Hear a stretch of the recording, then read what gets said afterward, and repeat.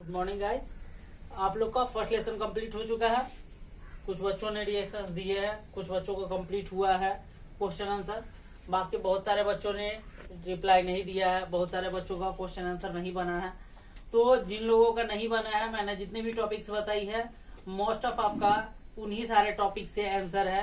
तो आप उन सारे टॉपिक्स के हेल्प से आसानी से, जिनके पास बुक नहीं भी है, वो आसानी से सारे क्वेश्चंस को बना सकते हैं। सो प्लीज आप सारे क्वेश्चंस को बनाकर और सेंड करें, ताकि पता चल सके कि आपने कंप्लीट किया है। तभी मैं अच्छे से आगे नेक्स्ट लेसन कंप्लीट करवा पाऊंगा। अभी मैंने फर्स्ट लेसन जो कंप्लीट हो गया था, मैंने क्वेश्चन आंसर भी दे दिया था और कई सारे बच्चों ने बनाया भी है। तो हम उससे आगे बढ़ते हैं सेकेंड लेसन में। सेकेंड लेसन है हमारा न्यूट्रिशन इन एनिमल। अभी तक हम लोगों ने पढ़ा था प्लांट में, जितने भी प्लांट थे उनकी न्यूट्रिशन के बारे में पढ़ा था हमने फर्स्ट चैप्टर में। सेकेंड चैप्टर जस्ट वहां से आगे बढ़ता है हमारा एनिमल्स में। अब अलग अलग टाइप के एनिमल होते हैं, हमें पता है। हमने दो टाइप्स का जो न्यूट्रिएंट्स पढ़ा था, एक ऑटोट्रॉपिक पढ़ा था और एक हेटरोट्रॉपिक पढ़ा था। तो ऑटोट्रॉपिक जो न्यूट्रिएंट्स था वो मेनली प्लांट्स में था। हेटरोट्रॉपिक न्यूट्रिएंट्स जो था वो भी कुछ प्लांट में पाया गया था।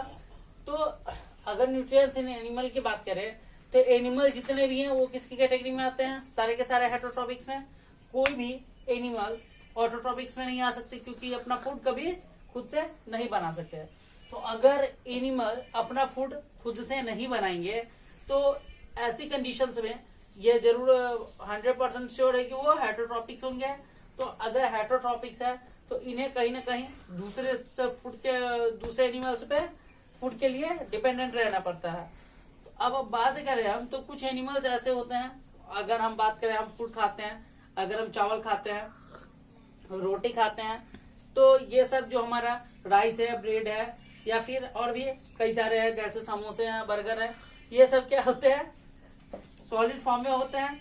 तो इन सारे सॉलिड फॉर्म्स को अगर हम लेते हैं तो ये सभी के सभी सॉलिड फॉर्म में हम इन्हें खाते हैं और फिर स्वेलो करते हैं।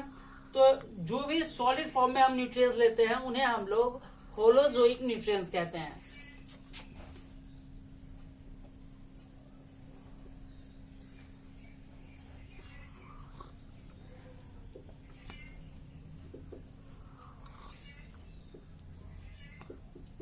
Holozoic nutrients. होलोजोइक न्यूट्रिएंट्स का मतलब होता है कि हम जब न्यूट्रिएंट्स को सॉलिड फॉर्म में जब हम फूड लेते हैं और जब हम उन्हें यूज करते हैं तो उन्हें हम लोग होलोजोइक न्यूट्रिएंट्स कहते हैं। तो nutrients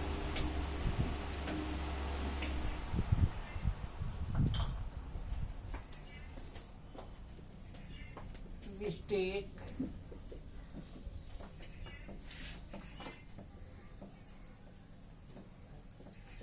in a solid form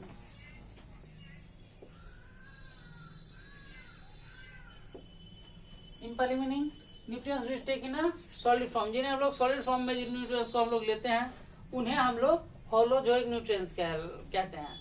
अब एक सिंपल सी चीज अगर हम बात करें, एग हम सभी जानते हैं, अंडा। अगर एग को हम लोग बॉइल करते हैं तो क्या होता है? एक कच्चा एग जो होता है, रॉ एग, तो अगर जब एग को, अंडे को हम लोग उबालते हैं तो वो सॉलिड में कन्वर्ट हो जाता है। ये एक सिंपल सा क्वेश्चन है। कोई भी आपसे पूछता है कि अगर किसी भी सॉलिड को अगर हम हीट करते हैं तो सॉलिड मेल्ट होगा, लिक्विड बनेगा, लिक्विड गैस में कन्वर्ट होगा। लेकिन एक ऐसा लिक्विड है जो हीट करने पर सॉलिड में कन्वर्ट हो जाता है। इसका कॉजेज होता है कि इनमें जो इनके बीच में प्रोटीन्स होते हैं, जो प्रोटीन होते हैं वो बंच ऑफ प्रोटीन्स वो बॉयल होने पर हार्ड हो जाते हैं और इसी की वजह से जो एग है वो सॉलिड में कन्वर्ट हो जाता है। तो इसलिए इनमें कंफ्यूजन नहीं रखिएगा। ये सेम है, यहाँ पर ये जो सॉलिड्स हैं ये कन्वर्ट हो जाते हैं, लिक्विड सॉलिड में कन्वर्ट हो जाते हैं। अब अगर हम बात कर रहे थे होलोजोइक न्यूट्रिएंट्स की, तो जब हम लेते हैं तो ये सॉलिड फॉर्म में लेते हैं। अब अलग अलग टाइप्स के, अब एनिमल्स में डिफरेंट टाइप्स के होलोजोइक न्यूट्रिएंट्स होते हैं। तो उन सभी को हम एक बाय एक करके कैटेगरीज करेंगे और देखेंगे कि ये न्यूट्रिएंट्स कैसे वर्क करते हैं। तो आज हम आपको आज ज्यादा डिफाइन नहीं करेंगे क्योंकि मोस्ट ऑफ बच्चों ने बनाया नहीं है। तो आप लोग जिनका भी कंप्लीट नहीं है वो सभी सारे क्वेश्चन आंसर को कंप्लीट कर लें और जो भी बचा हुआ है और नेक्स्ट लेसन में अच्छे से रीड करें और जो भी आपका प्रीवियस का कंप्लीट हो कंप्लीट करके भेजें और आफ्टर चेकिंग उन्हें अच्छे से लर्न करें। ओके।